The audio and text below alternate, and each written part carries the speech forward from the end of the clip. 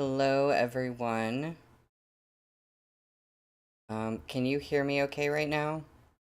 Just want to make sure you can hear and see me okay. I thankfully got a new phone, which means I have a new camera now. So no more shaky camera and no more um, weird washed out webcam. And I'm also at my parents' house right now, hence the different background. So everything's a little bit different right now. Okay, awesome. You can hear me well. That's good. I have like my portable mic with me and I was trying to get it set up and I almost couldn't connect the camera on my phone. I was about to give up and get the webcam out and then I figured out how to do it. So we're all good. I was just dealing with technical things. But so it only occurred to me like yesterday or 2 days ago. 2 days ago I was like, "Wait a minute. This week is the last week of Volume 3. And it just feels like time is going by so fast. We're actually finishing Volume 3 this week. We're on the seventh stream of the volume today. And, like, I know that, but it just is weird to think about. Um, hello. Hi, Lonjade. Hi, Henry. Yes, new phone with better camera. Um, oh, thank you. Thank you, Henry. It is a very cozy lamp.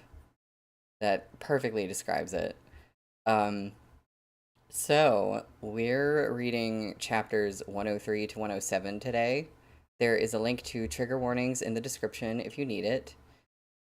Please go ahead and like the stream if you like what I do, and I hope you do.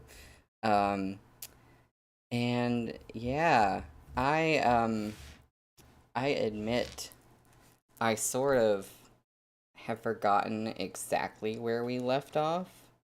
What was happening. There, a lot of political things, of course, but I don't remember exactly what was going on in the last chapter. Um, I think I will. I think I'll remember as we get our stream started. But I was looking at it and I was like, wait, what was going on? Um, but today we are on page 309 for chapter 103, which is called Beauty. And hello, vase of peonies. So yeah, I am gonna get right into it, and hopefully my memory will be jogged. How could Zhou Gui refuse when the cards had been laid out so plainly? Xiao Chie and Chen Zichun had zeroed in on their weakness, using both carrot and stick. That's right, we were doing some negotiations. Kind of remember now. Everything they said struck at Suzhou's most pressing issues. They could only end the private dinner here. Zhou Gui personally saw the pair to their courtyard, then walked back with Kong Ling, lantern in hand. He asked with a worried frown, "What do you think?" "Difficult," Kong Ling answered as he strolled. "They're both tough to deal with, but everything they said was true. At present, the Empress Dowager rules the imperial court, and the Secretariat Elder is old and ill. There is dissent within the Grand Secretariat. Jiang Qingshan's transfer to the post of the Provincial Administration Commissioner of Zhongbo is no longer certain. If they arbitrarily appoint some official from the noble clans, Suzhou's good days will be numbered." "I think so too." Basking in the watery moonlight, Zhou Gui contemplated a moment.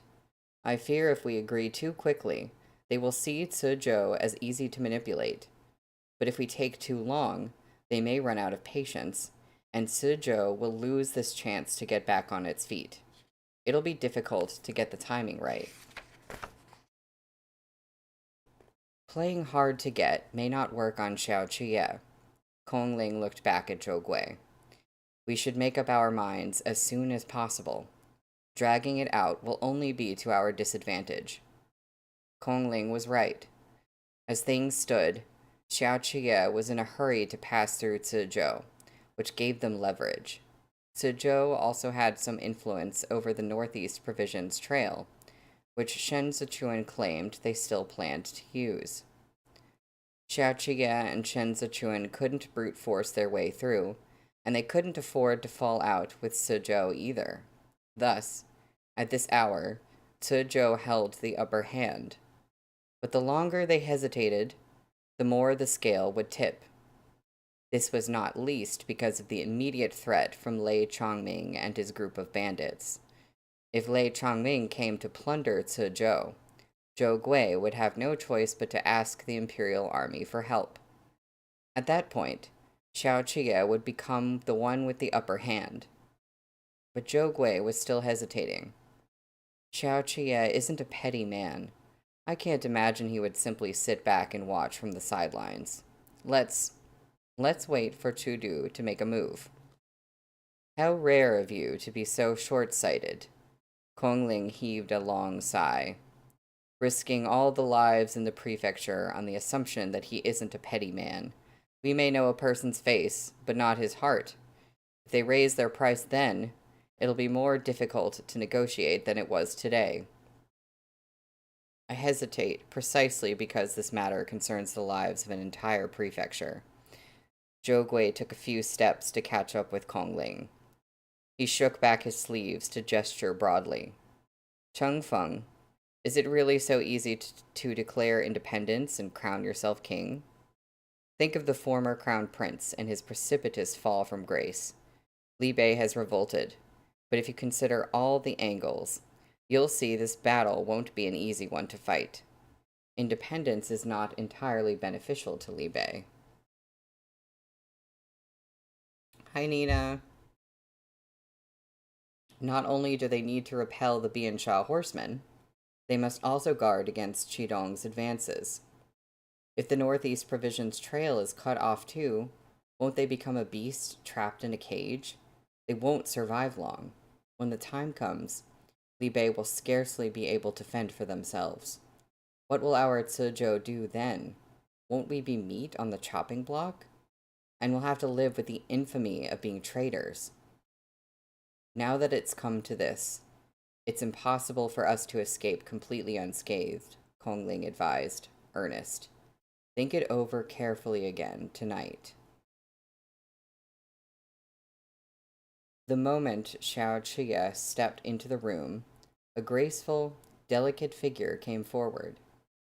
The fair-skinned maidservant knelt daintily before Xiao Qie. Her jet-black hair was pulled up in a bun, exposing a large portion of creamy nape and chest above her carefully arranged neckline. Smoothing a lock of hair at her temple, she called out, lashes lowered, "Your lordship." Xiao Qie didn't spare her a glance as he moved to shrug off his outer garment. Hearing the rustle of cloth, the maidservant hurriedly rose to help him. Shen Zichuan bumped Xiao Qie's shoulder as he walked in, and Xiao Qie took gentle hold of him. Letting Xiao Qie support him, Shen Zichuan lifted his chin a fraction and lightly kicked off his shoes. "Go prepare some hot water," Xiao Qie said. "The vice commander is drunk." The maid-servant had gathered her clothes closer around her and bent to pick up Shen Zichuan's shoes when he lowered his little bamboo fan to lift her face. Frozen, she could do nothing but look up along the fan at Shen Zichuan.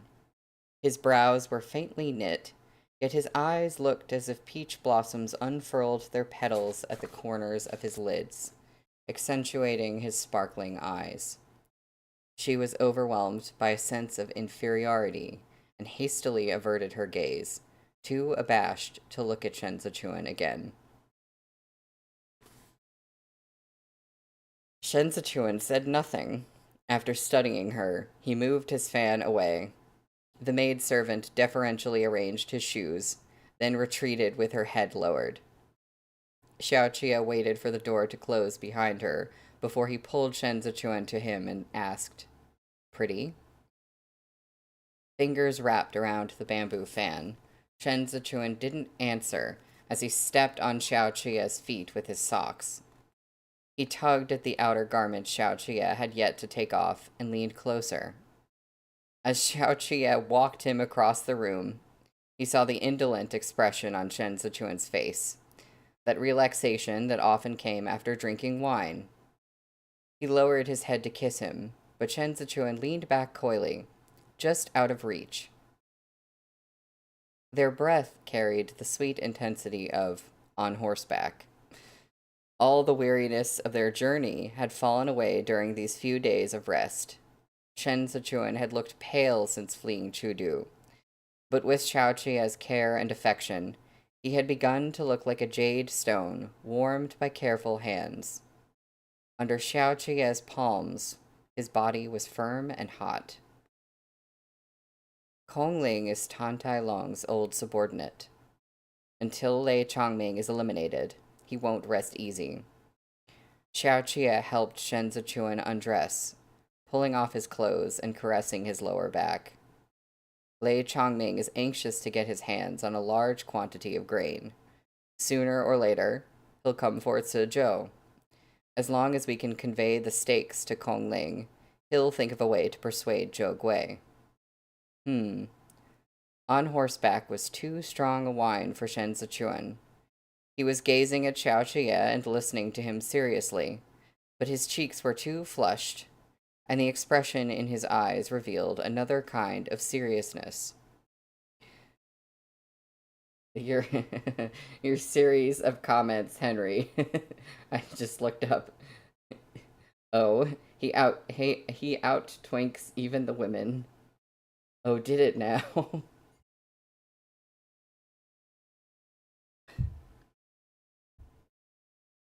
Letting the Imperial Army step in to patrol Sizhou feels a little like holding them hostage. It's fine as a temporary measure, but if it goes on too long, Zhou Gui won't stand for it. We'll have to thank Ding Tao for finding out so quickly that Kongling was Tan Tai Long's old subordinate. As if Xiao Chia couldn't read the intention in Shen Zichuan's gaze, he hummed a question. Shen Zichuan went up on his toes, then dropped back down. The more placid his expression, the more intense the scarlet bloomed on his skin. The potency of the wine made him sweat. "Give me a kiss," Xiao Chia murmured, voice deep. "I did as you said, and didn't bully them at all." Gripping Xiao Chia's clothes tight enough to wrinkle them, Shen Zichuan endured it for a moment, then said, "I can't reach." Xiao Chia's heart thumped, and he lowered his head once more. When Shen Zichuan reached up to kiss him, Xiao Chia pulled back again. "Let's bathe first." Shen Zichuan raised his chin high, and his lips, red and glistening from the wine, parted slightly. His tongue flicked out to wet the corner of his parched lips. All he was doing was gazing at Xiao Chia, but the manner of it set Xiao Chia's entire body aflame, seducing Xiao Chia until he stopped teasing him and acted instead. In the past, Shen Zichuan hadn't understood the beguiling allure he possessed, but within their new and heady intimacy, he seemed to have learned how to fan the flames of lust without saying a word.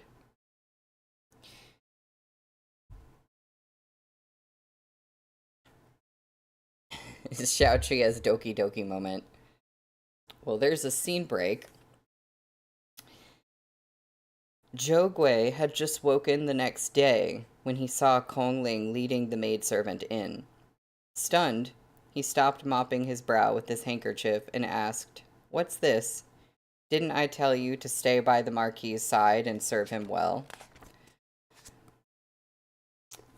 The maidservant turned aside and covered her face with her handkerchief. "Your Excellency, shouldn't one look at things clearly before taking action? Who do you think the man standing beside his lordship is? I didn't dare to touch the hem of his robe. They're so besotted with each other, neither would even look me in the eye." It took Zhou Gui a moment to understand. When he did, the color drained from his face, and the handkerchief fell from his hand. He was a scholar over 40 who had never frequented brothels. His household was very much in order, and his only concubine was a woman he had taken at his mother's behest. In the past, he'd only heard a little about men who had a penchant for other men. He'd never expected the relationship between Xiao Chia and Shen Zichuan to be like that. This, this, Zhou Gui wiped his face and groused to Kong Ling. Why didn't you remind me about this? Now we've thoroughly offended him. Kong Ling looked slightly unwell. How would I have known? They looked at each other and sighed in unison. Amid this stalemate, a young servant knelt outside the door and reported, Your Excellency, an urgent report from last night. Lei Chongming of Dunzhou has gathered 40,000 bandits and is heading right for Cizhou. How are there so many? Zhou Gui's heart went cold. Half a year ago, he only had 10,000 or so. It's truly the case that what you fear will come upon you, Kong Ling cried. Quick, invite the Marquis here. Tell him we agree to last night's offer of alliance. Welp.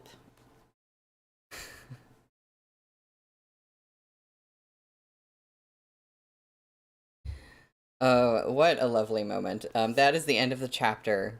Henry, I love the Marquis is going to think we're heteronormative.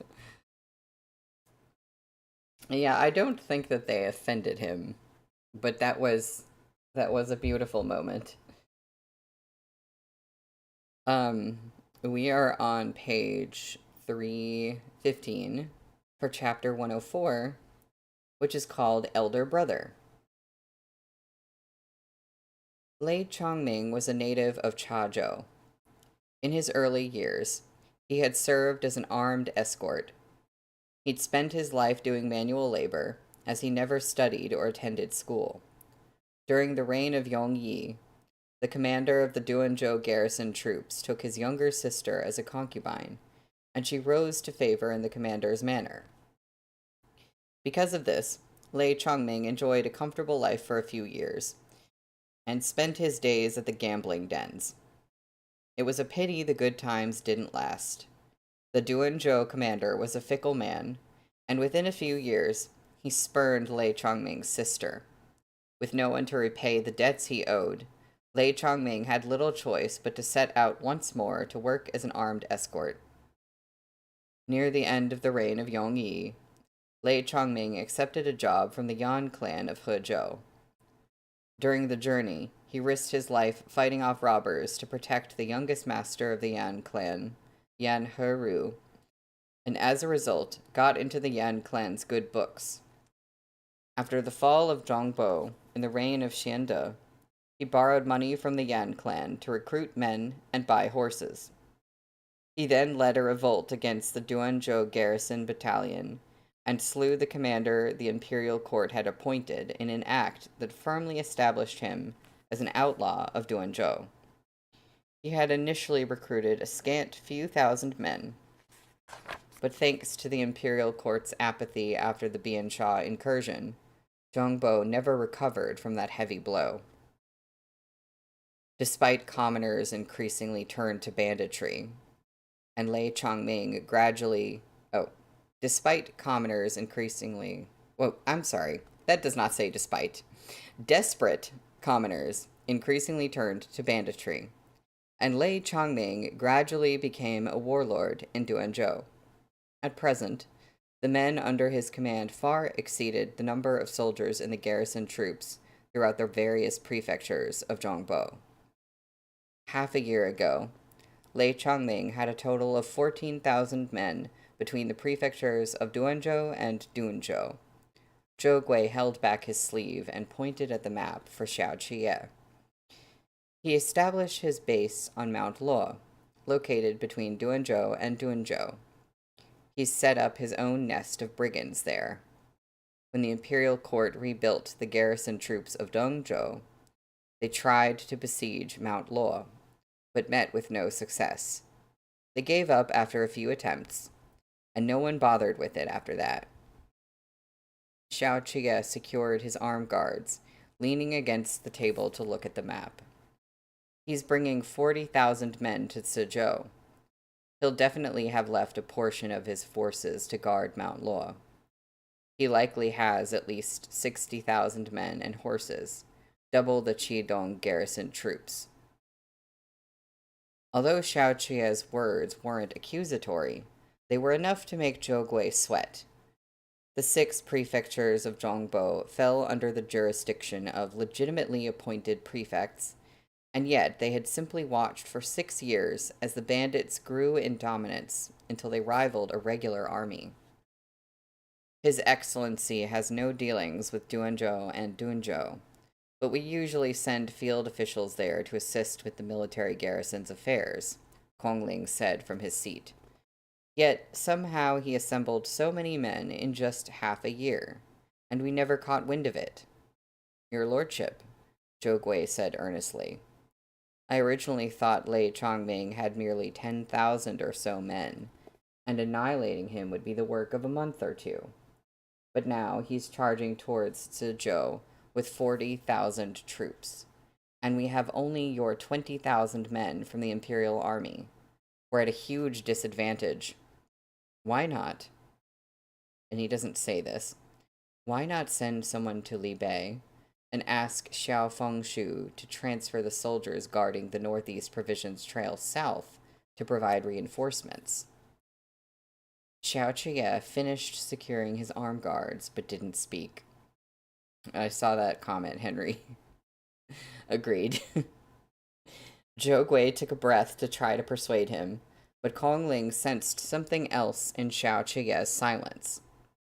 Using the motion of serving tea, he surreptitiously pressed down on Zhou Gui's arm, and Zhou Gui swallowed back his words. There's no need for your Excellency and Mr. Chengfeng to panic. Shen Sichuan was seated nearby, looking at the courier report. Lei Chongming's 40,000 men have to eat, too. He can't travel at speed, and his supply squadron will have to carry sufficient rations to sustain them across hundreds and thousands of li to fight this battle with us in Suzhou. Besides, a peculiar expression crept over Shen Sichuan's face. This report may not be entirely accurate. Why does the vice commander say so? Zhou Gui flicked up the hem of his robe and stepped closer to peer at the report from the relay station. This is an urgent report, personally sent by the official deployed to Duanzhou to handle the bandit case. How can it be inaccurate? Did he see Lei Chongming's 40,000 soldiers and horses with his own eyes? Shen Sichuan mulled it over. Believing Lei Chongming's claims, based only on some traces of fire pits, is jumping to conclusions. I suspect Lei Chongming already knows the Imperial Army has arrived in Suzhou. That's why he put up the banner of his 40,000 men, to throw us into disarray.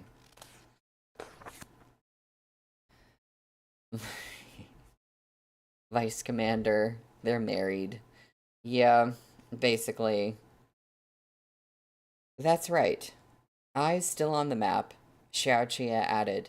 If he really has 40,000 men, the battle would be easier to fight.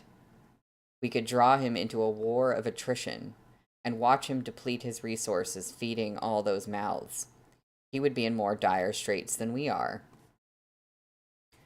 Oh, hi, Blue. Good to see you. But he still has the support of the Yan clan of Hezhou, Zhou Gui said, anxious. He was able to grow his numbers precisely because of Yan clan's financial assistance.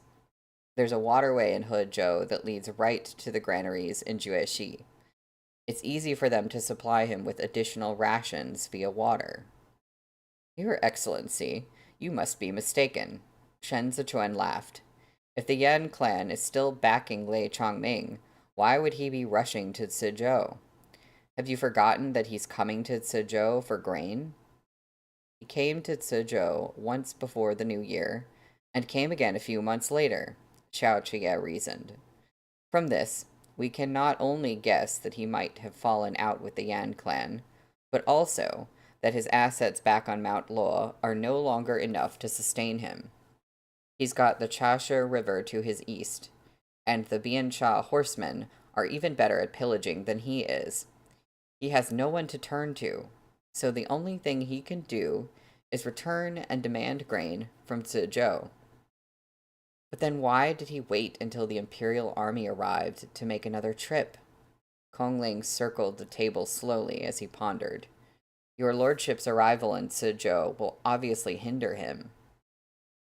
Because Han Jin is in the imperial army's hands. Chen Zichuan closed the report and stood up. It's only with the Yan clan's assistance that he has survived this long. Now that they've parted ways, he needs a new patron if he wishes to continue lording over the land from his mountain stronghold. He's a bandit. The more men he has under his command, the harder it will be for him to keep them in line. Those elsewhere can live off the land, but Zhongbo is poor and barren. Even if he digs out the entire mountain, all he can eat is rocks. He's good at seizing opportunities. He's managed to gain fame and fortune because he made the right choices at 3 turning points in his life. Now he has soldiers, which Zhongbo lacks. But he has no connections, and Se-an just happens to be leading the imperial army through Zizhou. If he can defeat the imperial army and rescue Han Jin, he can report his meritorious service to Chudu, and the Han clan's connections will get him a military official post in Zhongbo. A brilliant plan. Leave behind banditry and reinvent himself as a genuine official of the imperial court. Zhou Gui stomped his foot in indignation. He has no regard for the commoners of Zizhou at all. This is all just conjecture. We'll have to trade blows with the man before we can get a better feel for him. Xiao Qie hung Wolf's Fang on his belt and said to Zhou Gui, Li Bei lies beyond Zizhou. Lei Chongming can't come at the city from the north. If he can't sneak through the city itself, he won't be able to surround Zizhou and trap us. Your Excellency should seal the city gate immediately. Even the dog holes must be covered up. Those under his command are a ragtag bunch who aren't even listed in the household register. They would try anything to get in. Is your lordship thinking to fortify the city and face them head on? Kongling's brows knit with concern. The city walls of Zizhou are old. I'm afraid they won't withstand Lei Chongming's assault. The imperial army will not defend the city from inside the walls. Hand on the hilt of his blade, Xiao Qie bared his teeth. But I'll make a bet with you. Lei Chongming won't dare face my soldiers head on. That is what he's most afraid of.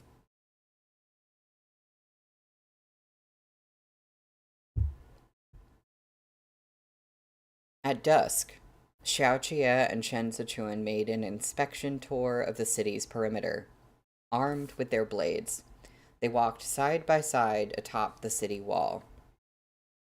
This wall was last repaired during the reign of Yongyi. Chen Zichuan gave the earthen walls of the battlement a push, and bits of clay, eroded by the wind and rain, crumbled to the ground. Zhou Gui is poor. The issue of food has been his most urgent priority the last few years. It's no surprise he's been too preoccupied to pay any attention to the city's military defenses. Xiao Qie squatted, picked up a chunk of earth, and rubbed it into pieces in his hand. The imperial army can stand before Zizhou, but it cannot retreat into the city. Xiao Qie was conscious that Zhou Gui wanted to seek assistance from Li Bei, but he wasn't willing to ask for help. He would be returning to Li Bei soon, but arrangements for the 20,000 imperial army men he had brought with him had not yet been discussed with his father and brother. Xiao Qie understood the Li Bei armored cavalry. A complete army like that wouldn't accept the imperial army quickly. The two forces would have to go through an arduous bonding process before they could learn to get along. And if he opened his mouth now to ask for help, and Xiao Fengshu came, Xiao Qie would never have the chance to shine on his own merits again once he returned to Li Bei. Suzhou would be his first battle upon returning home. He had to win it. He had to win it on his own. Clouds stretched across the horizon as sunset painted half the sky red. They saw rows and rows upon rows of houses, smoke curling from stoves within, and heard the clamor of human voices. Shen Zichuan laid his hand on top of Xiao Qie's head. The two of them, one standing and one squatting, looked out at the scene spread beneath them. Lei Chongming is capable, Shen Zichuan said, but you are the one who decides if he's an overreaching bandit or a brilliant villain. Brilliant villains are born of troubled times. Xiao Qie put his hands on his knees and rose to his feet. I'll take the conqueror bow with me. He stood like a lush tree bathed in the dimming light of dusk, like a mountain looming before the city wall. Shen Zichuan watched his shackles gradually fall away. Xiao Qie had built up real momentum, and now was the time for him to show his mettle. Shen Zichuan gazed at him. When you return to Li Bei, his lordship will see that you've grown taller again. I was already taller than him the last time I saw him, Xiao Qie laughed. As a child, I thought my father was like a towering tree. He put me on his shoulders and lied that I'd be able to touch the clouds. Daga wanted to sit on my father's shoulders too, but he was already attending school by then. He felt he had to maintain his dignity as the older brother. He never said a word to my father, but was happy just watching him carry me around. Shen Zichuan laughed too and gazed back at the sunset. Everyone says Shizi looks like the princess consort of Li Bei. Somewhat. Xiao Qie's eyes reflected the rose-tinted clouds. I resemble father more, that's all. Actually, there was a time when my brother was miserable. When my father fell sick and retired to his manor, my brother was only in his teens. Xiao Qie's profile was calm and serene. All of a sudden, he had to fight for respect from those ferocious men. It was tough. He was mocked most often for being unlike our father. He didn't have father's strong and robust physique. He once said to Zhao Hui, a wave of sadness inexplicably washed over him.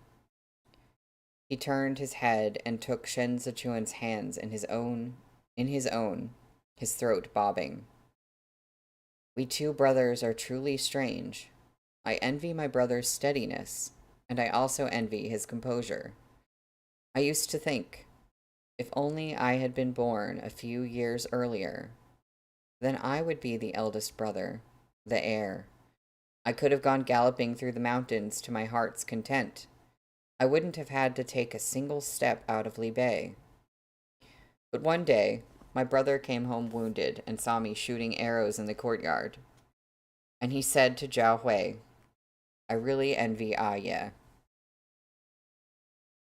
I thought my father and brother would never feel pain and would never fall. They would shed blood, but never tears.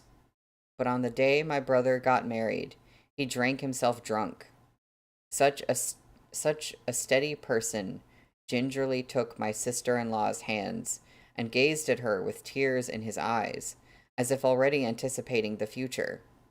He treasures his family, and so he feels fear too. There is nothing about me that is superior to Daga.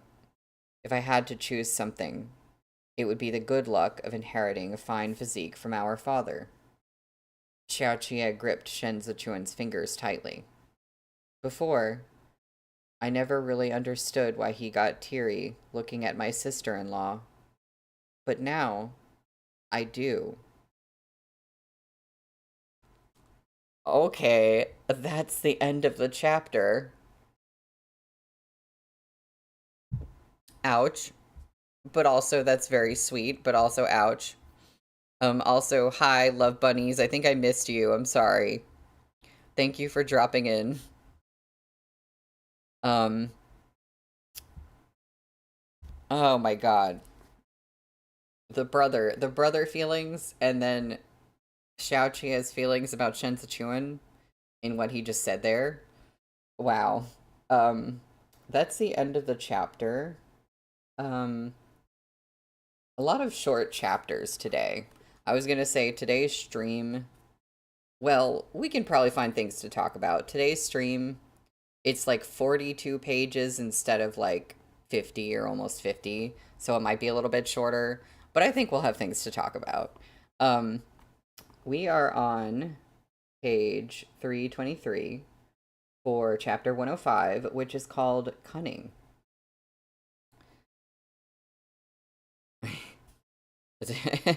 Tong Joching goes to the meat bun school of ow, ow, ah.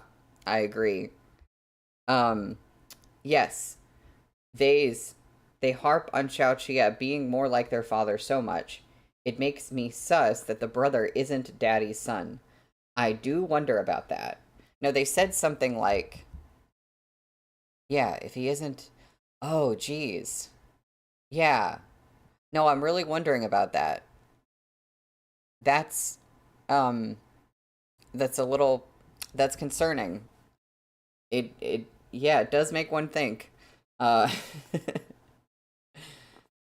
And for some reason, with that family and with, um, wait, Xiao.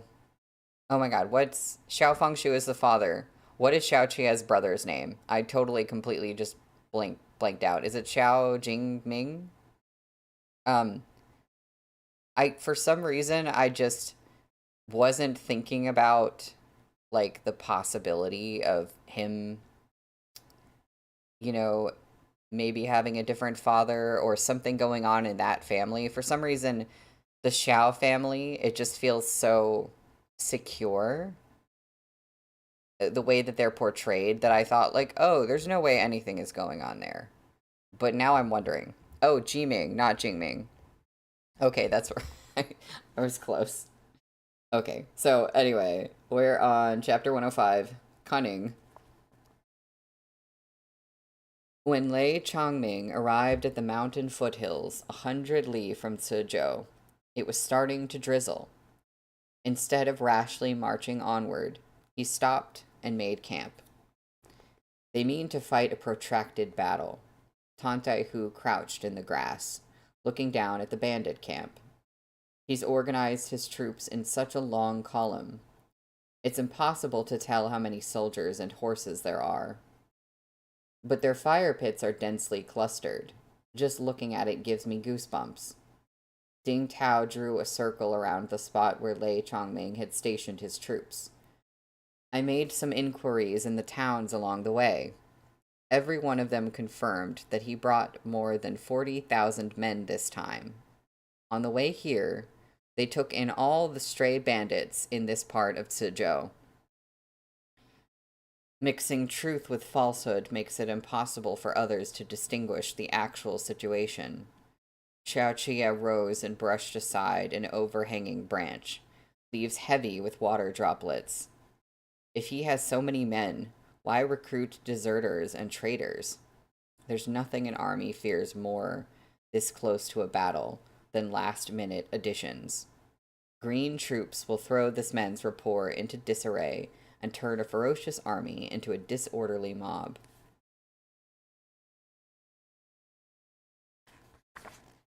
I had the same thought.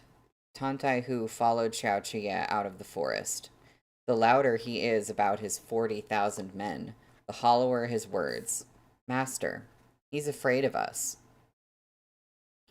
Heedless of the drizzle, Xiao Chia took off his cloak and tossed it to Ding Tao behind him.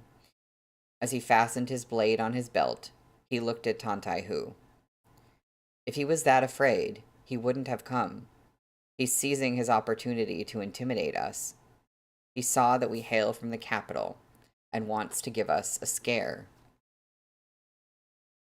True battle had been avoided at the Nanlin hunting grounds, because Qi Juyin had led the Qidong garrison troops to suppress the coup. On the surface, Xiao Jie hadn't been involved. The 8 great battalions had always belittled the imperial army in Chudu and treated them as obsolete. Though the imperial army had taken over Chudu's patrols these last few years, the substitution only happened because authority changed hands with the new emperor. The imperial army had never fought a proper battle, and thus Lei Chongming had deemed them, along with their leader Xiao Qiye, a bunch of untested lads, still wet behind the ears. It's to our advantage if he underestimates us, but if we do the same for him, we deserve to be beaten. Lei Chongming is no ordinary man. Look how he's come to dominate the southeast of Zhongbo. He must have his strengths. Xiao Qiye swung atop Snowcrest, took up the reins, and continued. Tantai Hu, 6 years ago, you escaped from Dongzhou to Chudu. Now you've returned. Let me ask you, do you still remember what I said when you led your troops to join the Imperial Army? The rain dripped into Tantai Hu's eyes as he looked up at Xiao Qiye. This humble subordinate wouldn't dare forget a word. Master said that the wrongs suffered by our families have yet to be avenged, and the humiliation of our nation has yet to be redressed. That's right. Xiao Qiye reined in the prancing horse and lifted his eyes to the dense mass of bodies huddled in the rain, his army. He said quietly, the Biansha horsemen razed numerous cities in Zhongbo. The Li Bei armored cavalry and Qidong garrison troops may have fought them off, but was this trespass avenged? To the Biansha horsemen, this was as good as riding their horses to and fro for a jaunt. What was that saying circulating in Chudu? Rather a dog than a man of Zhongbo. How can we let someone else redress the humiliation Zhongbo suffered under those scimitars? In our dreams, we gallop all night without stopping, and now Lei Chongming is the obstacle that stands in our way. The opportunity to battle with the Biansha horsemen again is right before our eyes. Do we lose? Victory and defeat were both inevitable in the military, but no army was willing to keep losing forever. In the past 6 years, the imperial army had transformed from an unorganized rabble into a well-trained, combat-ready force. It was as if the imperial army was a part of Xiao Qiye. They had been buried together in the golden sand, disappearing like insignificant ants into the crevices of the Zhou Empire's mighty armies. It didn't matter how others had described them in the past. It didn't matter if they were always labeled good-for-nothings. They were finally ready to emerge from the ground and reveal their true mettle. A sharp gust of wind unfurled the banner over their heads. Tantai Hu compressed his lips and declared, "We must win." The pounding of rain grew urgent around them. Tantai Hu wiped roughly at his eyes. As the shouts of his comrades behind him swelled into a wave, he called hoarsely, "We must win. We must win." From this moment until the moment of death in battle, "We must win" had to become the Imperial Army's one and only creed. Hi, Blue, you caught up.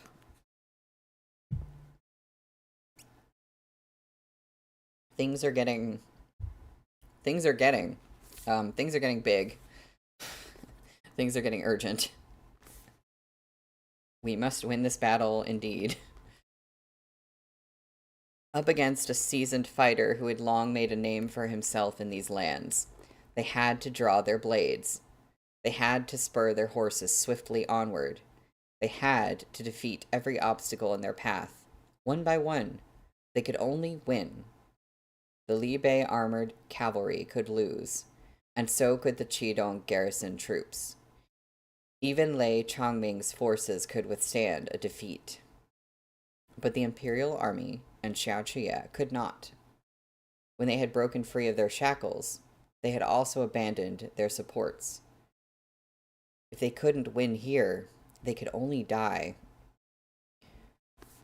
Xiao brought his horse around and swiped rainwater off his chin. He was like a wolf who had caught a whiff of blood on the wind. He drew Wolf's Fang, that blade that symbolized ruthless avarice, and called to the pack behind him, "Time for us to dine." The rain hammered down, breaking the surface of the puddles at their feet. That is so cinematic. That is such a movie moment. Just like we're going into battle, time for us to dine. I I can't deal right now. Blue, it is impressive that Xiao Qie managed to round all those hooligans up and turn them into an actual army that breathes at his command, considering how young he is. It does feel very, it does feel very Captive Prince in a way. That part. As soon as Lei Chongming heard the special envoys from Suzhou had arrived, he went to receive them in his tent. Mr. Chengfeng, cloak still wrapped around him, Lei Chongming sat high in his seat and scrutinized Kongling. It's been a while. Kongling bowed in greeting. Previously, the chief came to Suzhou often. We're old acquaintances. Why take up arms and create such an uproar this time? Despite being a bandit chief, Lei Chongming was not a boorish fellow. No ornaments adorned his scarred arms, and his clothes were plain and practical. The broadsword he carried showed signs of wear. At a glance, he might be mistaken for one of the industrious commoners of Zhongbo who toiled in the fields. He'd received no formal education and had the blithe air of a bandit who lumbered his way through the wide world year-round. Yet that seemed to be only a disguise, for he was in fact keenly perceptive. We're talking about how this should be a movie series. Blue, you said, I need this whole novel to be turned into a Lord of the Rings type franchise. 3 movies, make that 6. 6 4-hour movies, all out on the budget. I agree. Absolutely. Lei Chongming didn't feign civility with Kongling. He fixed his eyes on Shen Zichuan behind him and grinned. It's true we're old acquaintances who can share a drink and chat. So why did Mr. Changfeng bring an officer of the embroidered uniform guard along? Didn't the chief descend upon our city with your large army so you could meet with the Marquis and Vice Commander Shen? Kongling responded with no loss of composure. Allow me to introduce the two of you. Vice Commander Shen, meet Chief Lei. Lei Chongming, renowned across the 6 prefectures of Zhongbo. He is the highest power in the 2 prefectures of Dunzhou and Duanzhou. Chief, meet Vice Commander Shen Zichuan, an official in the Son of Heaven's inner ministerial circle, promoted with a special exception from Chudu. I've heard your name, Lei Chongming said, showing interest. Shen Zichuan, huh? So you're Shen Zichuan. I heard Han Chung schemed to seal the city and surround you, and you killed what remained of his elite troops on your own. Every strike of your blade was lethal, the blows so fast they were barely visible to the naked eye. If you're following Xiao Qie, why are you wasting time with Zhou Gui instead of riding for Li Bei? A law-abiding prefect like him can't accommodate a god of carnage like you, can he? I'm also a law-abiding person. Shen Sichuan lifted his right hand slightly to reveal his unarmed waist. I didn't even bring my blade, Chief Lei. Lei Chongming raised a hand to forestall the guards who had pressed close when Shen Zichuan began to move. He pointed at Shen Zichuan. You don't even remove your blade before the Son of Heaven, yet you did so to see me. He boomed a laugh. Could it be that I'm more esteemed than the Son of Heaven? The Empress Dowager rules now, and court discipline is lax. There has not been a true son of heaven on that throne for a long time. Shen Zichuan smiled. The chief is a hero without peer. Of course I must observe etiquette. Everyone who stays long in Chudu learns to say such pleasing words. Lei Chongming leaned back in his seat, pried apart a sweet potato on his plate, and took a few bites. Speak. What do you want from me? My purpose in coming to the chief's tent today is twofold. First, to pay my respects, and second, to express my desire to discuss our future. Shen Zichuan scrutinized the tent as he spoke. You've pitched camp here, but now what? If the Imperial Army doesn't come, how long does the chief plan to wait? You ought to understand Xiao Qie better than me. Lei Chongming finished his sweet potato. His father and elder brother are renowned generals. I imagine he's not too bad himself. I'll wait for him to approach me for a parley. Zizhou is only so big. It won't take me long to figure out where he's hiding. But if he occupies Zizhou and refuses to leave, I can't enter. This has to be resolved, doesn't it? I'll wait. I'm in no hurry. His 20,000 Imperial Army soldiers are skilled in horsemanship and archery. Their combat prowess on horseback is equal to that of the Libe armored cavalry. Fighting him now would be a mistake. Seeing those guards shifting again, Shen Zichuan smiled preemptively. He's in the city, feeding his troops from Zizhou's granary. The chief is outside, and must rely on army rations and supply lines to sustain your forces. The amount of money required to feed and clothe 40,000 men is appalling. The longer this stalemate drags on, the more you have to lose. I'm sure the chief understands this better than I do. So what? I can afford to dawdle, but can the Imperial Army? Xiao Qie can't live off Zizhou's grain forever. The Prince of Libe is fighting a war. Xiao Qie is in a hurry to go home to him. The only thing I'll lose waiting him out is money, but for Xiao Qie, it's lives that hang in the balance. He rebelled, but the Qidong garrison troops didn't. Qi Juyin can lead her troops here in half a month. If the Libe armored cavalry comes south to provide the Imperial Army with reinforcements, Libe will have a headache on two fronts. Qi Juyin is no easier an opponent than the Biansha horsemen. If you dealt with this woman before, you would know what she's capable of. She even dared set the Biansha tribes on fire. It would be easy for her to fight Zizhou. But does Xiao Qie dare to fight her?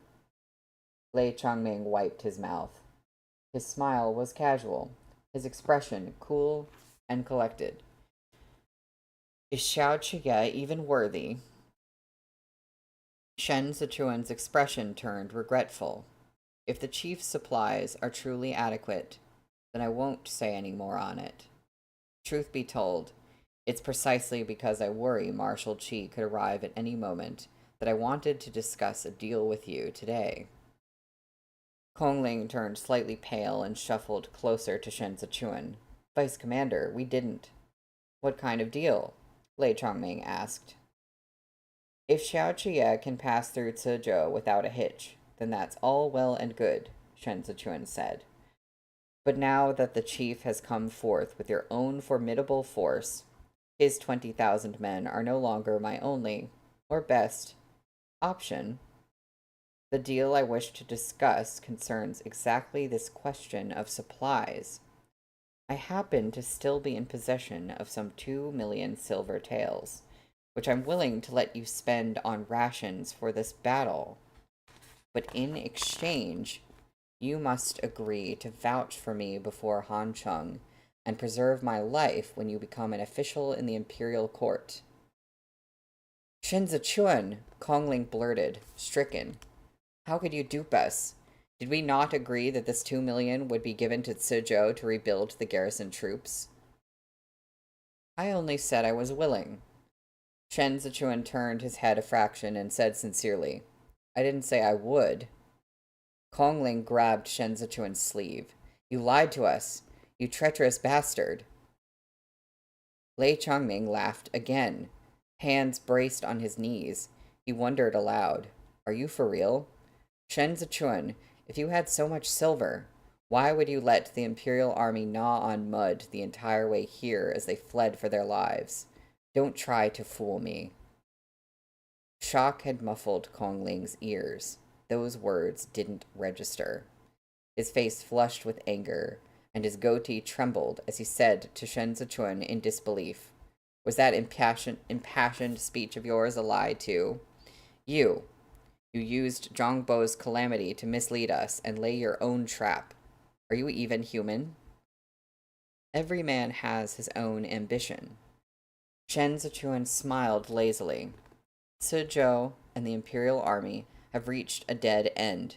Isn't it natural that I should seek a new master? Mr. Chung Feng, you of all people should understand this.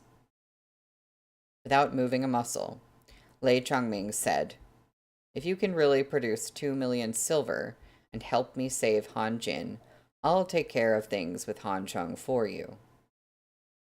I've already brought some silver with me, Shen Zichuan said. Is this proof enough of my sincerity, Chief? What's going on? That's the end of the chapter. What's happening? Can we talk about this? I know Shen Zichuan is always playing everybody. I know he is. So I'm concerned, but I know that I know he has a plan.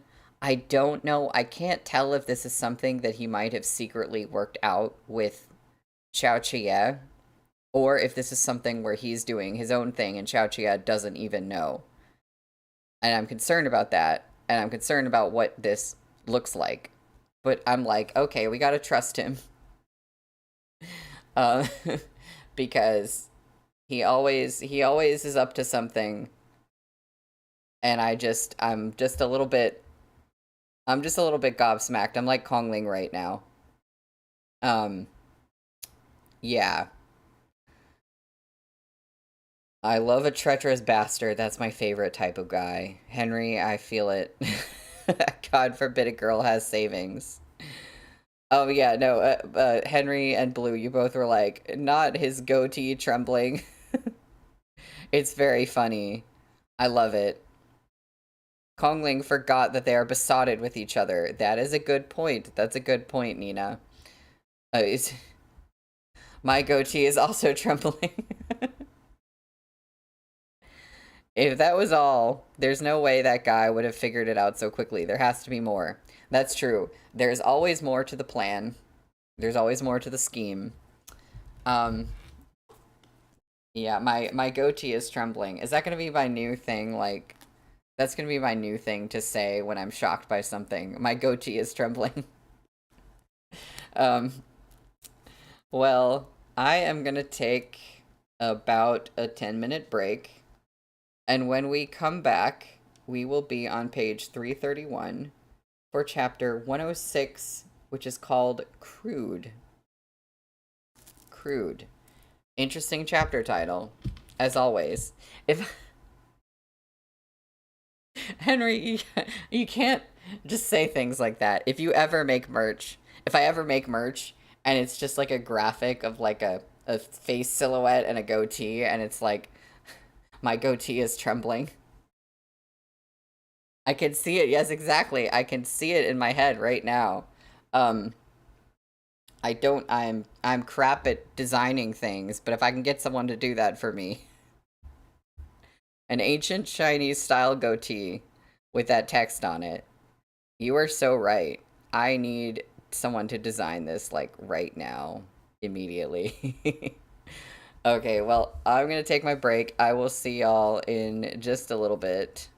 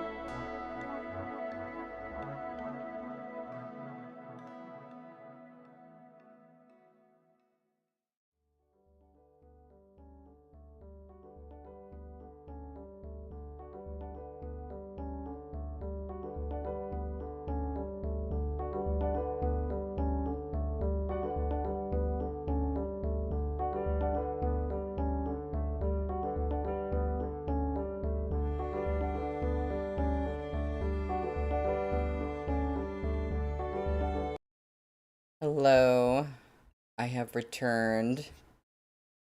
Um, oh, Blue, the quotes are coming for you. They're coming for us all. um, Henry, I was not even joking. It is not a joke. Like, if you if you made that design, I would pay you. It's only fair. Um, First Lu Guang by being depressed, and then Shen Zichuan howling in despair. Yeah, there are some really good painful quotes in this book, for sure. Um, so we are back, and we are on page 331 for chapter 106, called Crude. Oh my god, Henry, are you joking? There's a mock-up on the Discord already? Are you for real? It's wait, hold on. I'm gonna look really quickly. Where? Oh my god. No, that's amazing. Stop. That is so fun.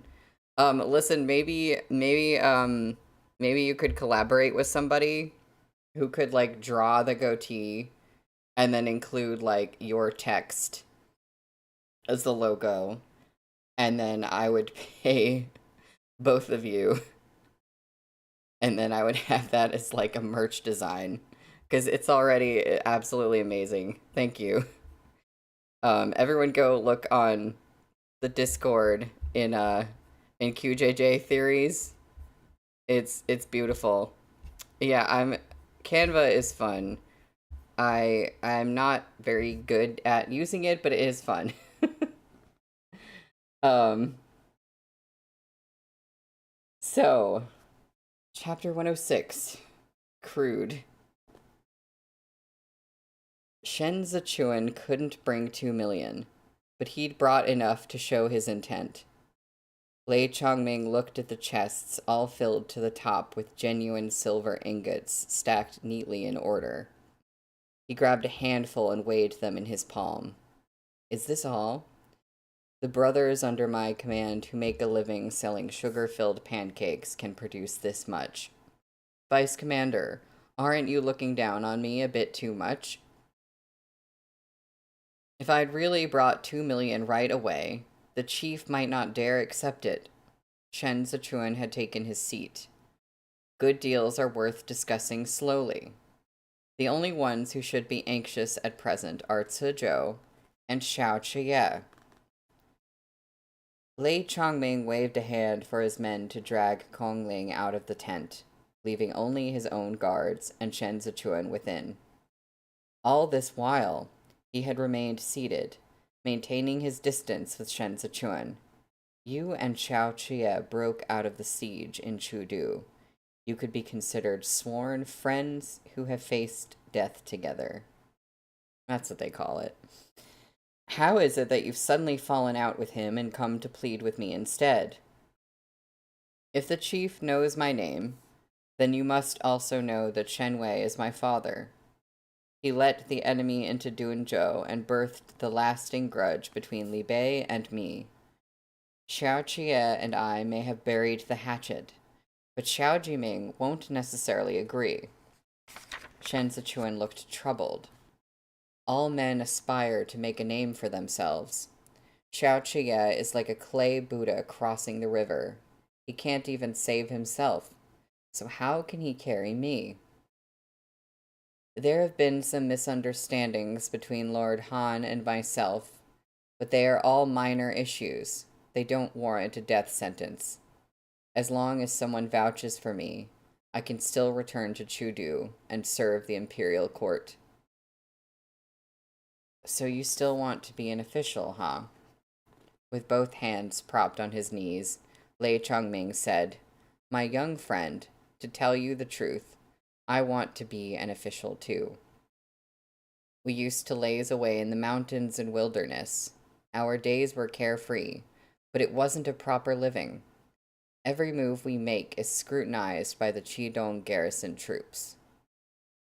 So we have a common goal. Shen Zichuan lifted his little bamboo fan slightly. Isn't that perfect? But I've been deceived before by scholarly types like you, and that makes me leery. Lei Chongming put on a look of dread. The 2 million silver you're offering remains in Suzhou. How do you plan to bring it to me? And Han Jin, too. How are you going to help me save him? Make yourself clear today, so I know where we stand. Only then can I take you under my wing.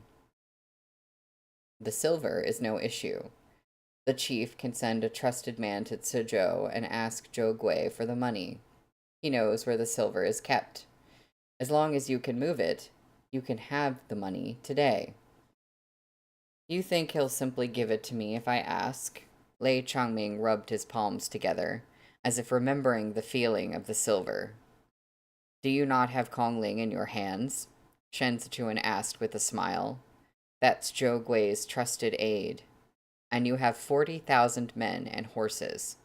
Zhou Gui wouldn't dare refuse. He's always striven to be a good official who cares for his people as his own children. He won't risk provoking you when he has so much to lose. Lei Chongming looked at Shen Zichuan, as if getting the measure of him. The tent fell quiet. Lei Chongming's guards stood on all sides. Shen Zichuan touched the teacup, but didn't drink. At last, Lei Chongming laughed. I have ample supplies, so I'm in no hurry. It won't hurt for the 2 million to sit there a few more days. Men, pour more tea for young Master Shen. Our top priority is discussing how to save Han Jin. After all, whether or not we meet Han Chung in Chudu hinges on him.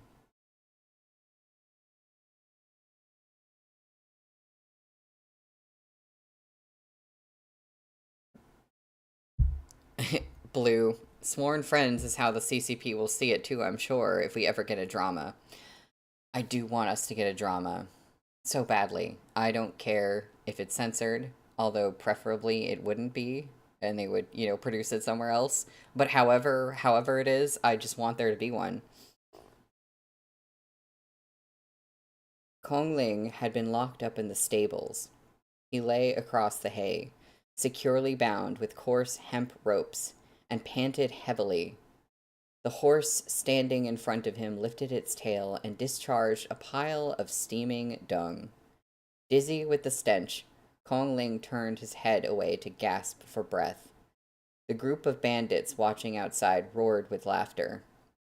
That traitor deceived me, Kong Ling shouted indignantly. Bah! A gentleman would rather die than be humiliated. Don't even dream of using me to threaten Suzhou. Horsewhips promptly jabbed at Kong Ling's face. His clothes were covered in mud and horse dung, and the circle of bandits gawking at him made his head spin. He fumed with shame and hatred. You're all in cahoots. You, Lei Chongming. What good can come out of conspiring with such an unrighteous person? But no matter how Kong Ling cursed and spat, there were only roars of laughter around him. Kong Ling was a well-read and erudite man, and everyone from the seasoned soldier Tan Tai Long to the scholar official Zhou Gui had treated him with courtesy. Who wouldn't address him respectfully as Mr. Chung Feng, everywhere he went? But now, not only was he tied up in a stable, he was openly ridiculed by the lowest kind of criminals. The memory of the snowy night he fled Dunzhou rose before him. The faces of those bandits overlapped with the faces of the Biansha horsemen, and the garbled sound of laughter filled his ears. Unable to restrain himself, Kong Ling began to shake with sobs. Get back to your patrols. An officer appeared from deeper in the camp and bellowed. What are you all gathering here for? Is this old fart more important than your tasks? If the patrol is delayed, I'll see you all skinned. Move it. Disperse. Kong Ling's assailants broke up noisily. Finally alone, Kong Ling inched over to the edge of the stable and put his head against the railing to let the dripping rainwater wash away the filth. The remnants of filth, everybody. He gulped in fresh air, his goatee so dirty it had become a cake of mud. In the distance, men entered and exited the chief's tent. When they lifted the flap, Kong Ling could see Lei Chongming preparing to host a feast for Shen Zichuan. He spat into the mud and closed his eyes. Some time later, he felt a light pat on his cheek. Kong Ling opened his eyes.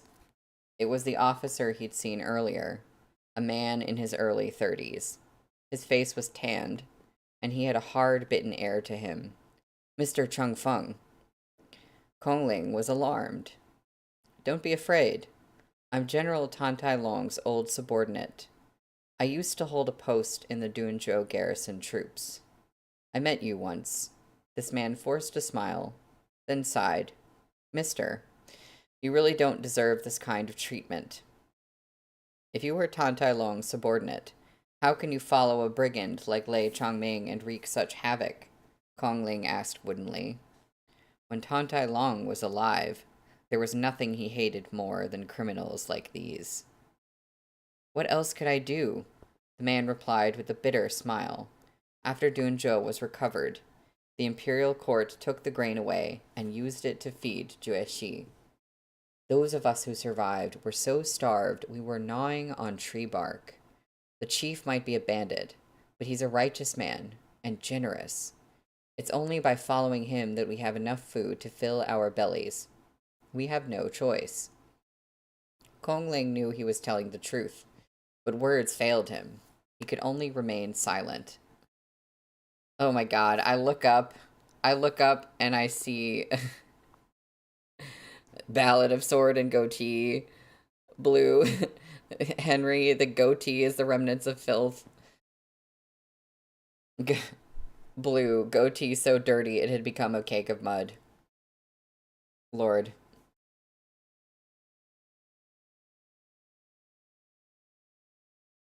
The man helped Kongling up.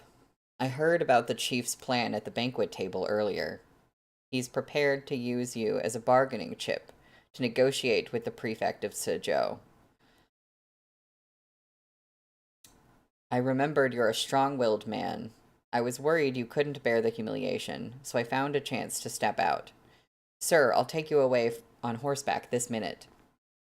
I just want to say, if I read something this stream or last stream that, like, already revealed this plan that Shen Zichuan is doing currently, and I just missed it, it's very possible that I missed something where they literally said or implied, like, what they were going to do involving Shen Zichuan's, like, betrayal.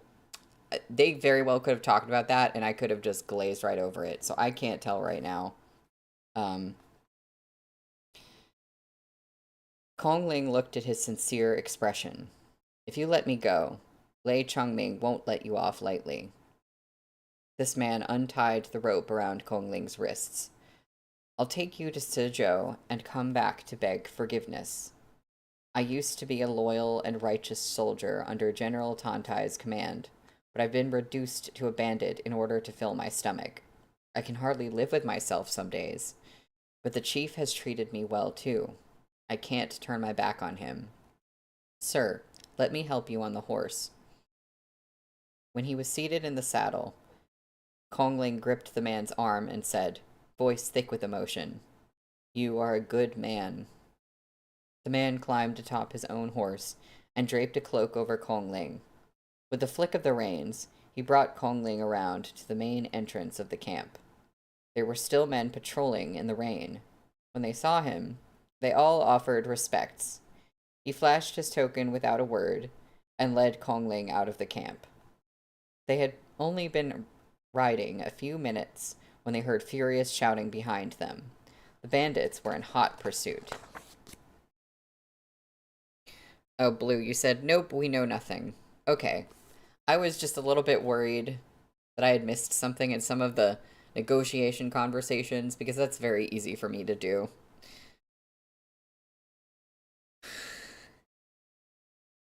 Henry, I love Americans. That calm little lord before continuing took me out. Is that an American thing? I guess it's an American thing. That makes sense. We're still many miles away from Suzhou, sir. The man braved the rain to guide the way. We'll ride through the night if we have to. Kongling swayed from the jolts and bumps, clutching the reins tightly as they fled the camp. They couldn't seem to outrun the pounding of hooves behind them. Branches lashed at his face in the dark, but he didn't dare look anywhere but ahead. He endured the pain, determined to hurry back to Suzhou and alert Zhougui as soon as possible. Shen Zichuan ate very little. He ignored the singing and dancing in the tent and sat in his seat, drinking wine. Lei Chongming had brought quite a number of concubines along with him on this march. Many were women he'd grabbed in broad daylight back in Duanzhou. He sent one over to pour wine for Shen Zichuan, then urged him with gusto, Drink up, my young friend. I brought no shortage of excellent wine. Drink all you want tonight. The bandit chief was already flushed in the face. His voice gradually grew louder, and he didn't hold back as he teased his companions, pinching and groping the woman in his arms until her neck and shoulders were purpling with bruises. Shen Zichuan raised his cup and downed the wine without saying a word.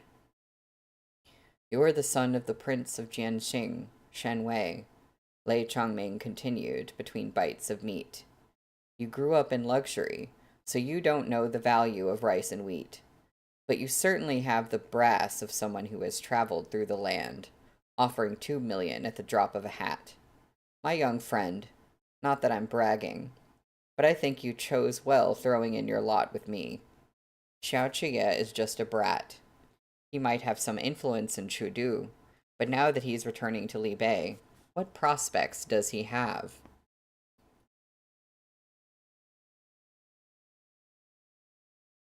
I agree, Henry. I also do not like that phrase. Yeah, I very much did not like that. He's dragging along 20,000 stray dogs that the Li Bei armored cavalry certainly won't take. Don't tell me the Prince of Li Bei is going to let him command the cavalry. Not a chance. Xiao Jiming is the real deal. Before those women could touch his wine jar, Shen Zichuan poured for himself and agreed with a smile. Yeah. Lei Chongming gobbled down more pork shoulder and wiped grease from his lips. Though, out of all of those generals, I fear only Qi Dong's Grand Marshal, Qi Juyin. She's the only woman among the 4 great generals of the realm. I saw her once when I worked as an armed escort in Hezhou. What the fuck? Such a pretty thing, yet she wields an executioner's blade. An executioner's blade. Doesn't Xiao Chia use an executioner's blade too? One straight slash, and it'll cleave flesh and bone. It takes real physical strength. You know, another reason I came to Suzhou is to do the marshal a favor. I'll capture Xiao Chia for her and send him back to Chudu. Then Qidong can cut ties with Li Bei without her wading into it. Say, with a merit like this, could I become a general under her command? I've heard Marshal Qi has 5 great generals under her command. They're all skilled in combat, men she single-handedly trained in the Qidong garrison troops, Shen Zichuan said. But if you really joined them, I'm sure you'd come out on top and be the big brother of them all. Agreed, Henry. Disrespectfully, I don't think she needs you to do that. Lei Chongming roared with laughter. He scooped up the woman in his arms and covered her with slobbery kisses despite her cries, then wiped his greasy hands clean on her silk robes. Oh, I hate this man. Oh, God. I made my mark on these mountains. I've been all over, and I've fought my share of battles. If you mention Lei Chongming, who in Zhongbo won't tell you I can fight? My young friend, you know Lu Guangbai of the Bianjun Commandery, right? The Lu clan is poor as dirt, but he seems like an unyielding man. It's only by virtue of his stubbornness that he's kept up the desperate fight at Bianjun. He has no other capabilities. If you ask me, Lu Guangbai is the most incompetent among the 4 great generals. He's called, what is it? Beacon smoke and rising sand? Bianjun lights those beacon towers every year. What's so special about that? Might as well vacate his post and let me take over. I guarantee I'd do a far better job. Seeing that he was drunk and starting to boast, Shen Zichuan reached out and gently righted the chopsticks on the table. He's indeed rather unimpressive, he concurred with a smile. Men like Marshal Zuo are the real heroes. Lei Chongming poured wine into his open mouth, spilling half down his chest. Not bothering to wipe the spillage, he tossed the cup away. That's the man who took the enemy's heads from 1,000 li away, who struck fear into his enemies' hearts with one arrow. When I was down in Hezhou in those early days, he was all the storyteller in the tea house there spoke of. They say he killed his wife to protect the city, and that his hair turned white after that. I ask you, how can you hear his story and not shed a tear? It's a pity his hero's spirit was snuffed out too early, and he ended up retiring. Otherwise, he and I might even have been sworn brothers. The whole tent was pandemonium, as if a host of demons caroused wildly within. Those so-called guards and deputy generals all showed their true colors as they dragged prostitutes over to them to drink and make merry. whether they were standing or sprawled on the ground. An army like this had no discipline. They were just like Lei Changming, bandits who depended on the sharpness of their blades to plunder and pillage. Sitting among them, Shen Zichuan began to subtly sense that something was off. Don't like that. Lei Changming shouldn't be such a man. The short-sighted, careless man who enjoyed life as it came. How could he have risen to the top of this crowd of bandits? What Shen Zichuan saw of this man was entirely different from what the rumors suggested. Hands chasing after a prostitute, Lei Changming pulled her into his lap to fondle and grope. As he poured more wine and sang some obscure folk song from Dongzhou, he danced and gesticulated crudely, like a bull that had rashly crashed onto the chessboard. He enjoyed himself without restraint, and drank himself sloppy. Suddenly, he smacked his forehead and pointed at Shen Zichuan. "Wait, your mother was a dancer from Duanzhou. Quick, my young friend, get up and dance for us." That's the end of the chapter. Blue, I don't like you smiling. You read this already. I don't like you smiling right now. I'm scared. Henry, Sa'an, please take me away from the straight people. I'm scared. Me too. Well, that chapter was called Crude. And this chapter, chapter 107, on page 341, is called Odd. Hold on, let me make sure I am reading this today, right? Yes. This is my last chapter of the day today. I'm scared. But yeah, Odd is an odd title. I don't know what that means here. The sound of rain outside the tent sank to a whisper, and the tent flap opened, dissipating the heat within. Lecherous howls of drunk men rang out from the camp in the deep of the night, while bandits with arms slung over each other's shoulders played guessing games. Lei Changming was too warm. He unfastened his clothes and laid his chest bare. He was tanned, with plenty of scars and tufts of chest hair that grew like weeds beneath his clothes. Drunkenly embracing the woman in his arms, he sang and danced, and even called out to Shen Zichuan, "My young friend, get up!" At this moment, the flap twitched, and several bandits entered, heads lowered, to place down food. Shen Zichuan opened the little bamboo fan a few inches and stood up. The light of the candles in the tent was dim. He raised the fan at an angle to block the side of his face, then looked at Lei Changming and asked softly, "What dance would the chief like to see?" Lei Changming found Shen Zichuan exceedingly alluring. He was heart-wrenchingly beautiful when seen this way, his beauty so stunning he outshone everything else in the room. Lei Changming took a gulp of wine to embolden himself, then shoved the woman out of his lap and pounced toward Shen Zichuan. He tripped instantly over a discarded wine jar, cutting a sorry figure as he crashed forward at Shen Zichuan's feet.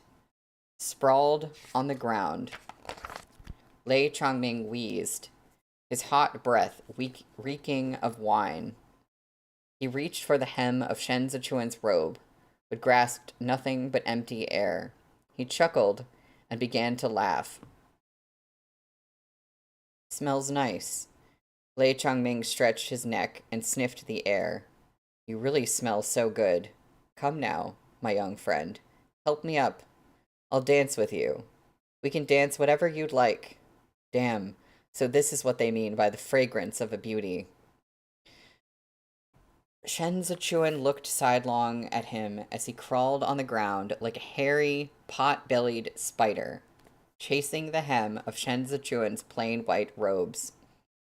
In this absurd, comical moment, Shen Zichuan felt a sudden wave of abhorrence watch over him. His hatred, freed of its dam, was like magma, so scalding his fingers gripping the fan went white. His teacher had told him to leave Chudu and return to Zhongbo. Yet the Duanzhou he pined for had fallen into the hands of men like this. Lei Changming and his bandits were malice incarnate, fiends who had occupied the mountains and rivers. Resting his bamboo fan lightly at the edge of his lips, Chen Zichuan smiled and took a slow step back. Amid the rowdy din filled with flickering, monstrous shadows, he bent forward and said, "Come here." Lei Changming had been trying to climb to his feet, but now he abandoned the effort and crawled on hands and knees toward Shen Zichuan. In his stupor, he felt that what he saw was no human being, but an untouchable demon of the night. Salivating, he swallowed heavily, his unfocused eyes coming to rest on the tiny white jade stone dangling from Shen Zichuan's right ear. Someone had carefully polished that jade into a perfect sphere, and its luster looked exceedingly gentle against Shen Zichuan's earlobe under the light of the lamps. Other than his bamboo fan, it was the only adornment he had. "My young friend," Lei Changming said with new urgency. "Quick, help me up." The bandits attending them set down their plates without looking up. Trays in hand, they stepped aside as if to leave. The shouts and laughter of men and women blended with the rainy drizzle, the hallucination of another world in Lei Changming's ears, at once both near and far. He was like a drooling, chained jackal, dragged toward Chen Zichuan by an invisible force. The tent was upside down. Lei Changming felt dizzy from too much drink. "My young friend," Lei Changming chanted with an almost religious reverence. "Shen Zichuan, beauty, my young friend." He carelessly tore at his own open tunic, feeling as though the scars on his chest were on fire. He had never felt like this before. His eyes were wide open, yet he seemed to be caught in a dream. Scrabbling on hands and knees, he finally reached Shen Zichuan's feet, where he tilted his head up and barked a laugh, trying to tug at the hem of Shen Zichuan's cloud-white robe. "Such a temptress." Lei Changming reached out a trembling hand and murmured ingratiatingly, "What a ravishing sight you are." In Zhongbo, Lei Changming had killed men like flies and abducted countless women and children. He loved beautiful creatures by nature, loved to tear the delicate, the untainted, and even the ignorant into a bloody mess. He had committed all manner of foul deeds, and he thought even ghosts would veer away when they saw him. He had no fear of karma. People like him had done wrong, yet they still slept soundly, dreaming dreams of limitless wealth and glory. They didn't remember the bodies they had trampled to pieces. They too had been like the clouds, far away and impossible to reach. Lei Changming's vision blurred, and Shen Zichuan's face became more and more indistinct. In contrast, that round little jade stone seemed to get sharper and sharper in his vision, until it became something he recognized. "My young friend." He had once tricked a child this way. Oh boy, okay. Trigger warning time, I think. Yeah. He had once tricked a child this way. He had pinned down their limbs and violated them in the pitch-dark tent. He remembered drinking that day, and that the scars on his chest had burned the same way. Those limbs he'd gripped were so slender. In his frenzied state, Lei Changming had entertained the thought of breaking them. He'd bent and twisted them in his grip, watching as that rosiness turned pale, then into a sea of bruised flesh on a body that would never struggle again. No, we're not that lucky, unfortunately. About Tang Joqing did not leave that vague. Panting, Lei Chongming pounced at Chen Zichuan, now I cannot speak, again and again, attempting to grab him, but failed each time. He shook his head hard. The cacophony of human voices was making his head ache. He crawled forward and crashed into a small table. Wine and dishes slid off and splattered all over him. Half naked, he shouted, "My—" The tent reflected in Lei Chongming's eyes suddenly righted itself, as blood sprayed over his cheeks and across his gaping mouth. His body was still frozen in place, but his head had already rolled to the floor. It knocked against the wooden leg of the table, its expression so vivid it turned one's stomach. The laughter in the tent came to an abrupt halt, though the candle flames still flickered. Everyone froze where they were, looking like stiff corpses. Wind blew through the tent flap, open to reveal the drizzling gloom outside. Night pressed in like the creeping silence, and the gust extinguished the last of the candle flame. Chen Zichuan pressed Avalanche, which he had pulled out from under his cushion, against the tablecloth and wiped it in silence. Now, there's art. I guess this art is kind of the moment before his head actually rolled off. Because his sword is bloody, but the guy's head is still on. But anyway, let me show you this art.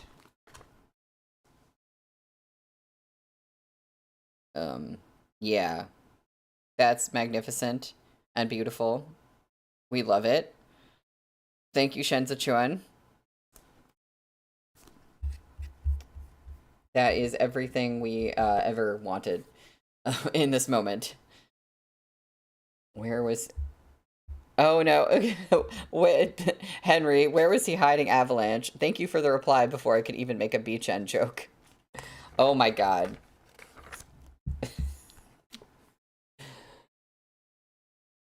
Fresh blood, shed from the blade, left a long red scar on the pale cotton. He took his time. No one had seen him draw the blade, yet now they marveled at the sight of him wiping it patiently. Inexplicably, Shen Zichuan started to laugh. It was the most unbridled mirth he had let out in years. He sheathed his blade and picked up his folding fan, stepping on Lei Chongming's head to nudge it upright. Dance, huh? Shen Zichuan lowered his lashes and said to Lei Chongming, "Are you even worthy?"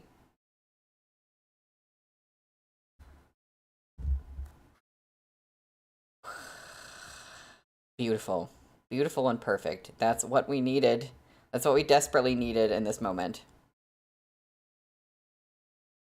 The bandit had just pushed down his pants to relieve himself when a pair of hands sliced his throat and dragged him into the undergrowth. The patrols in the camp were slack. Small groups of Lei Chongming's men had gathered at the foot of the watchtower nearby to play dice, unaware that their own men were quickly dwindling in number. Tell the mess cook to save some meat and serve us a plate. This rain keeps pissing down. It's unbearable. We won't last out here if we don't drink a little wine. The squad commander tossed the dice and raised his head to yell at the man behind him. You go. Yes, you. You're in the way standing there. He lowered his head and returned to his game, joining the men as they chewed on meat jerky. They fished into their waistbands and tossed the copper coins they had left into the betting pool, hoping to get lucky. If this hand ain't cursed. One of them slapped his palm as if he was swatting away bad luck, then rubbed it on his thigh. I'm not playing anymore.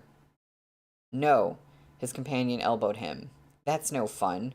Aren't we entering the city tomorrow? You need money to visit the brothels and get on the pleasure boats, you know. Give it another go. Every dog has his day. Bah! The quitter spat in the other man's face. With our chief's reputation, what do we need money for at the brothels? Whores don't get to ask for money. We're doing them enough favors by patronizing them. What if they spread some filthy disease to me? I'm done playing. The chief seems like he's going to be up all night. Look how drunk they are in the tent. None of them will be ready to fight a battle tomorrow. I'm going to sleep for a few hours. As soon as the man turned around, he bumped into someone else. His head struck their armor with a loud thwack. The collision stunned him, and he started to shove the other person. The fuck you blocking? There was a wet sound of a blade sliding into flesh. The man's words died in his throat as he slumped forward with an empty stare. His assailant held the body up and pushed it back into the dice-playing crowd. Dice tumbled to the ground. The men were already in a foul mood at having to take the night watch. They grabbed the man's collar to give him a beating. Yet when they turned him over, they saw his eyes bulging. He was dead.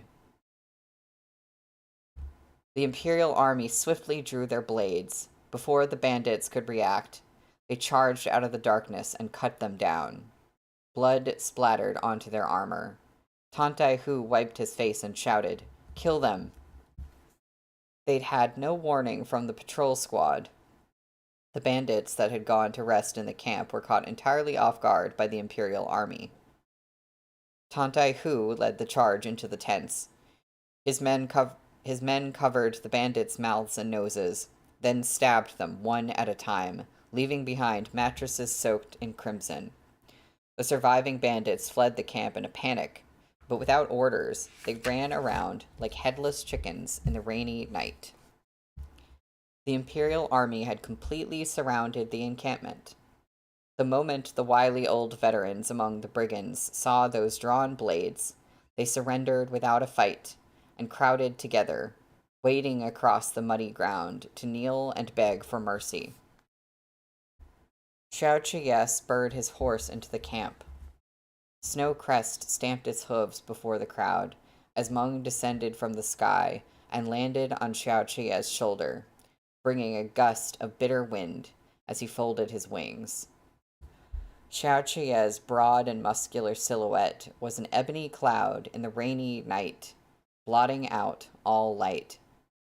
His back was to that faint and flickering candlelight in the tent, his gaze a blade so cutting any prying glances vanished in a panic.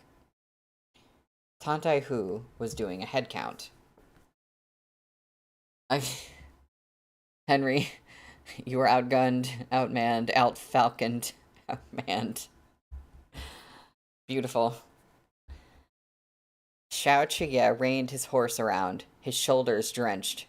Meng tilted his head at that deathly still military tent, as if he knew that there was fresh meat inside for him to eat. Shen Zichuan wasn't in the tent. He was standing outside, a closed umbrella in his hand, looking down at his own blood-stained boots. Xiao Chiye leaned down, and Meng hopped onto Shen Zichuan's shoulder. Shen Zichuan raised his head and met Xiao Chiye's eyes. "What is a young master like you doing here?" Xiao Chiye lifted a finger and ran it lightly across the tip of Shen Zichuan's nose. "All alone, in the rain." Shen Zichuan spread his little bamboo fan to show it to Xiao Chiye. He sounded a little sulky as he said, "My fan's dirty." A few splotches of blood marred the open fan, like red plum blossoms spilling over the inked words, their blooms feeble. It was unsightly, no matter how he looked at it. On top of that, those words had been written by Xiao Chiye himself. Ever since this fan had been gifted to him, it had never left Shen Zichuan's side, just like that blue handkerchief. "These splashes are rather well placed." Xiao Chiye's gaze never left Shen Zichuan's face. "Give this fan to me. I'll make you another one. Shen Sichuan slid the closed fan into Xiao Chie's back collar at an angle and nodded his head. Xiao Chie smiled at him. Did you enjoy the feast? Shaking the umbrella open to shield both of them, Shen Sichuan answered, Passable. Too noisy. Xiao Chie dismounted and took the umbrella. He only covered Shen Sichuan, leaving half his body exposed in the rain. He reached a hand out to lift the tent flap and surveyed the interior. After a little silence, he said, There's something odd about this camp. Chapter title. Shen Zichuan raised his hand to stop Meng from flying inside. I don't believe he's the same Lei Chengming who subdued the two prefectures of Duanzhou and Duanzhou. They were still talking when Tantai Hu hurried over. He was still covered in blood, and he looked uneasy as he paid his respects. Master, he reported, the numbers don't tally. I asked some bandit squad commanders, and they couldn't even say how many men they have under them. It was only after I pressed them that I learned they're all stray bandits Lei Changming has just taken in. These are not the men he brought from Mount Law.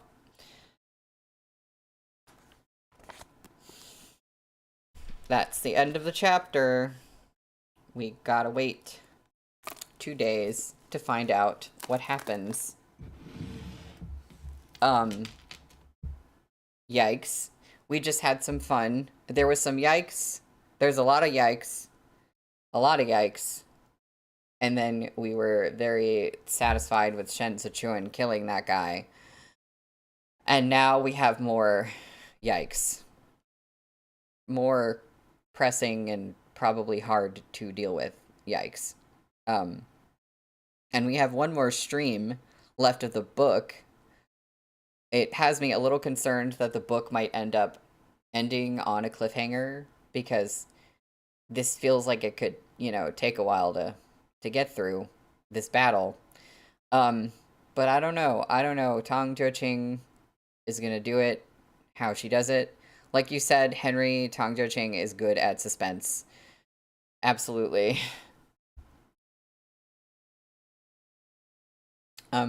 Yeah, Henry, I agree also. If only the display names were still displayed in the chat. It's been driving me nuts ever since YouTube made this change. And they're not doing it to everyone yet. But I'm worried that they're going to, bring it out all everywhere at some point. And I would like to think that people's input, that it's not a good thing, would be listened to, but I don't think that's gonna happen. So, anyway, this was certainly a stream. I had fun some of the time. I hope y'all had fun some of the time too. Also, I love Meng landing on Lanzhou's shoulder. Exactly, Henry. I'm just pulling up. I'm looking at some of the chat that I missed. And I agree. When Meng landed on his shoulder, I'm just that is so. They're such a couple. It's my bird lands on your shoulder. How cute is that? Yeah.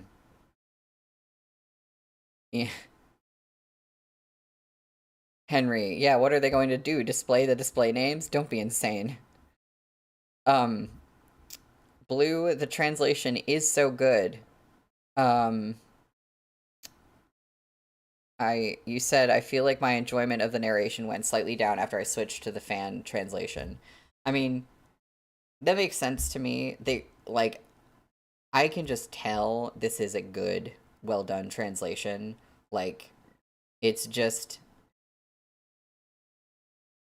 I feel like part of translating something well is that the person or people doing it have to be good at writing themselves, because then they have a sense of prose and suspense and how to word certain things where you have that, there's flexibility, because there's more than one way to translate something if you're not being 100% literal. And they did, who is the translator? They did such a good job, and I'm just kind of gobsmacked by it. Okay, it's 3 people. Xia, and Jia or Jia and Amixi. They're amazing. So I don't know. I hope that there's other Seven Seas books that they've translated, because I'm literally just like, I want to read things that you've translated. Like, it's so good. I would just pick up anything that they did. Um, but Blue, yeah, the people who worked on the fan TL are pretty good translators too, but the bump in quality shows.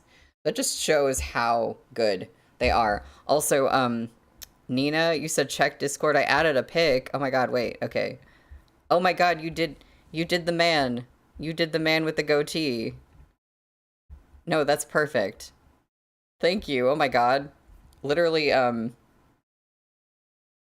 I I need to get your info, Nina, and Henry's, and literally like, if one of you can like put together the two elements into this and make it complete, like, that would be amazing. But I would literally pay you for your design work.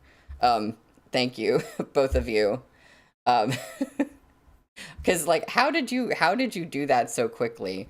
Like, we they made the joke in stream, and then Henry was just like, "Yep, I'm gonna go do this." And then Nina, you were just like, "Yep, I'm gonna go do this," and the stream isn't even over yet. Like, how is that? Like, how did y'all do that? Um, that's amazing. So thank you. Yeah, yeah. Henry, look at the Discord. It's like the top part. It's the man with the goatee. And it's kind of how I imagined it, where like it's like either a silhouette or just a very ambiguous face, and the goatee is like the most prominent part, and it just like works perfectly. I love it. So, thank y'all. Um, where is chat? I have lost chat. There is chat. Yeah. Um, oh, are y'all like 100% sure you would rather just have credit? Like, because you could change your mind if you want. Like, I'm just saying, I will pay you. But thank you so much, both of you. Um, well, today was something.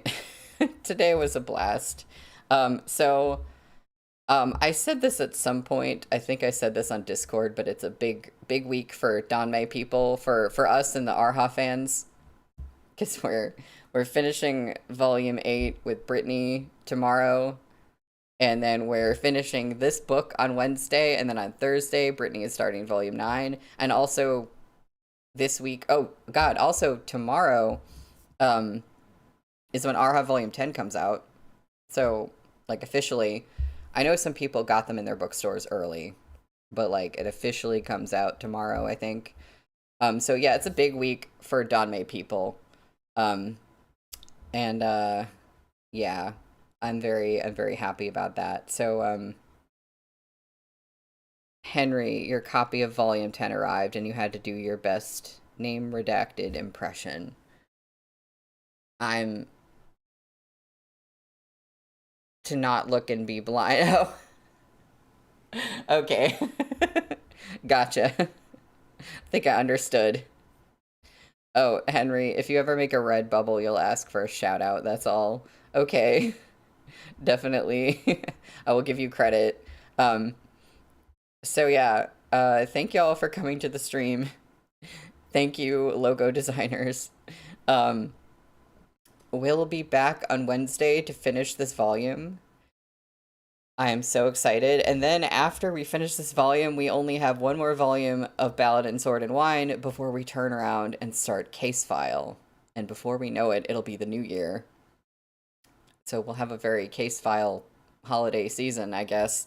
Um, so yeah, I will see you on Wednesday. Have a good one. Bye.